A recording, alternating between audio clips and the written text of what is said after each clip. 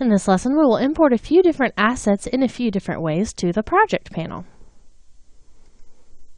Okay, so I am starting off here in 04_begin, which is where we left off after lesson 2.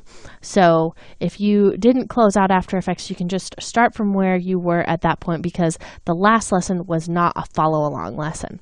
So this is the project panel, and this is where all of our assets that we have made or gotten from other programs will live inside of After Effects. And the way it works is really great. I can import something and use it in my project as many times as I want, but I will still only have one asset living here in the project panel. Now, we don't have to import assets to make cool things inside of After Effects because After Effects has lots of its own tools for creating all sorts of things.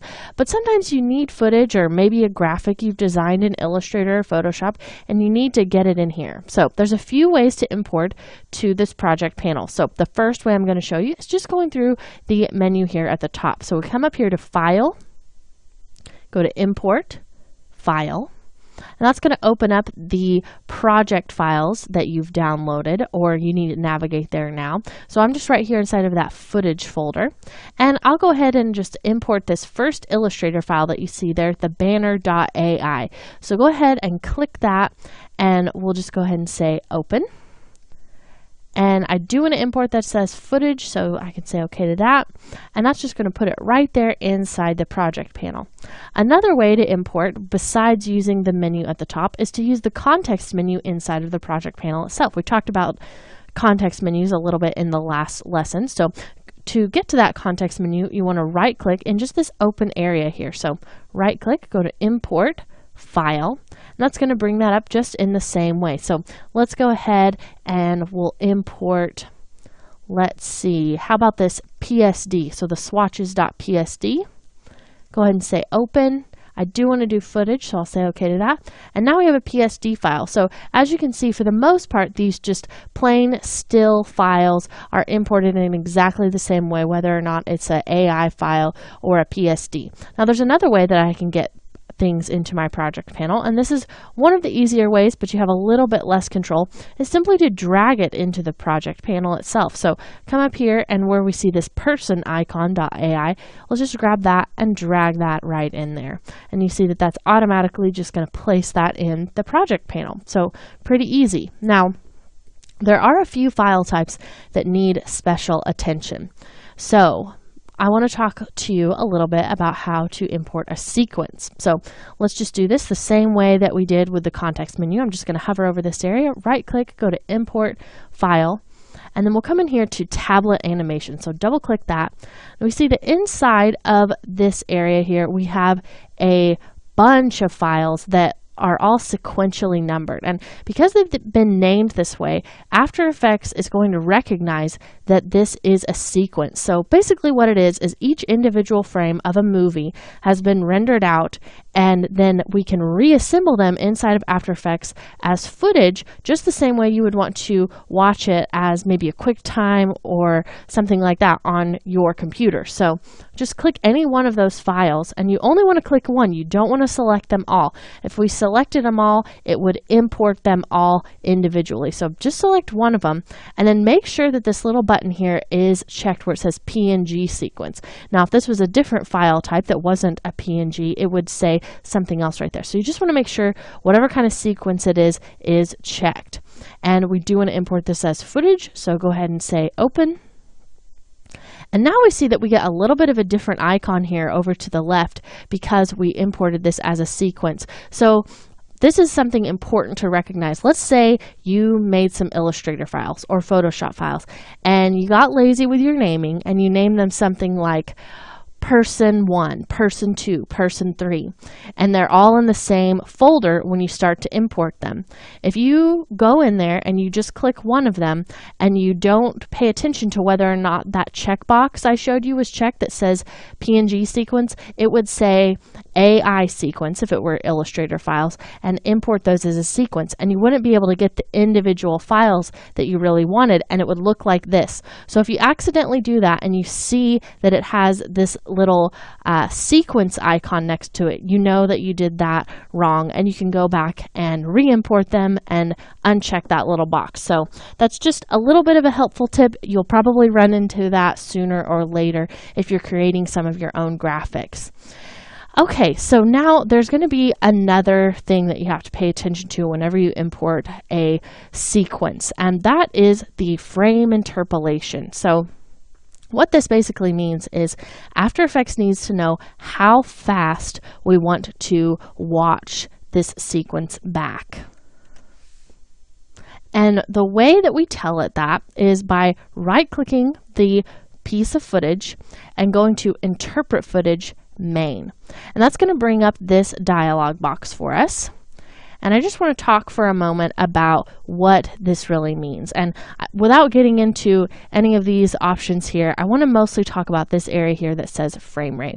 And After Effects is usually going to default you, if you haven't gone in and changed any of your preferences, to 30 frames per second. But I know that my piece of footage was not 30 frames per second, it was 24 frames per second. So whenever I created this little PNG sequence, that's what I had set my comp up as. And I'm also using 24 frames per second for my main composition, if you remember when we set that up earlier. So I want to conform my frame rate to 24 frames per second. So instead of that being a 30, I'm just going to highlight that and hit 24.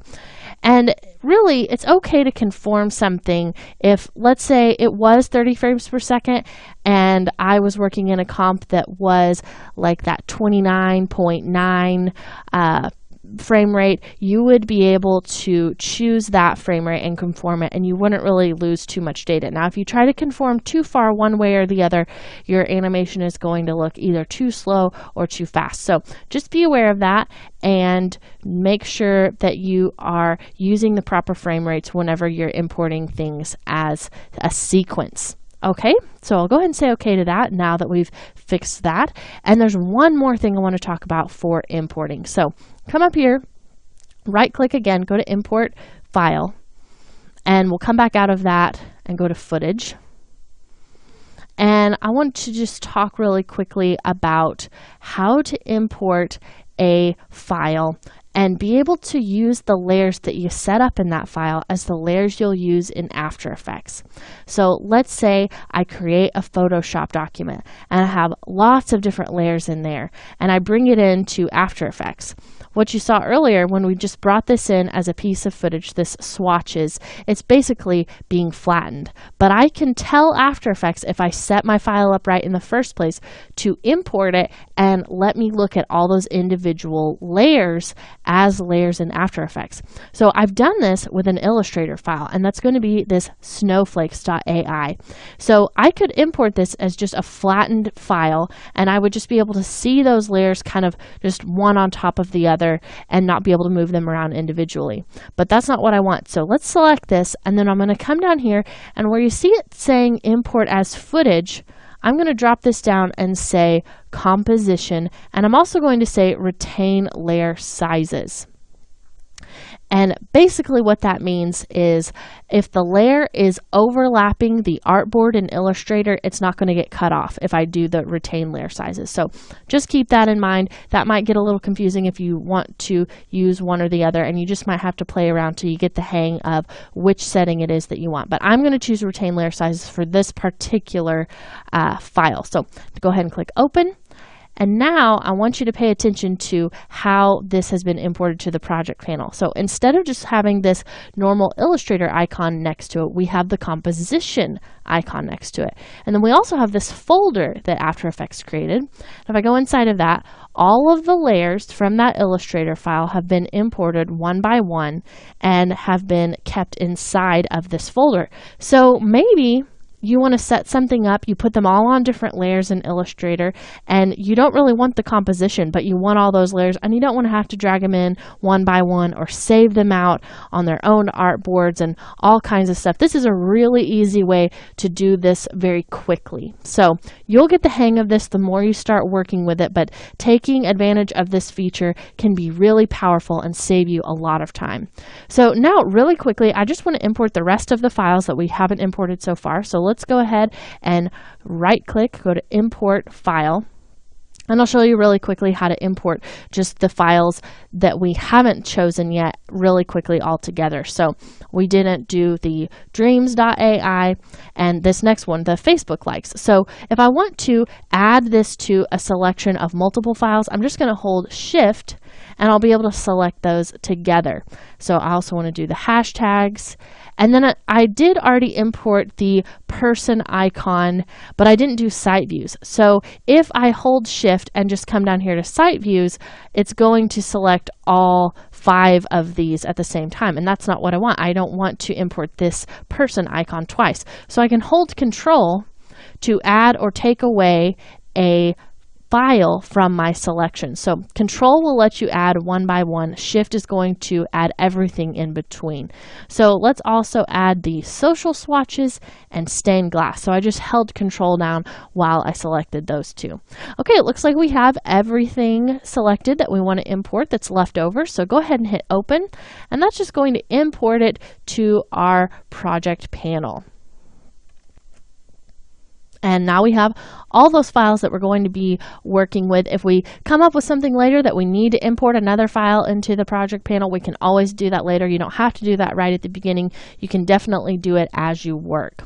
Okay, so in this lesson, we learned how to import files and interpolate the frame rate if our file is a sequence of some kind. We also learned how to bring in multiple files at once and also how to import a layered file as a composition.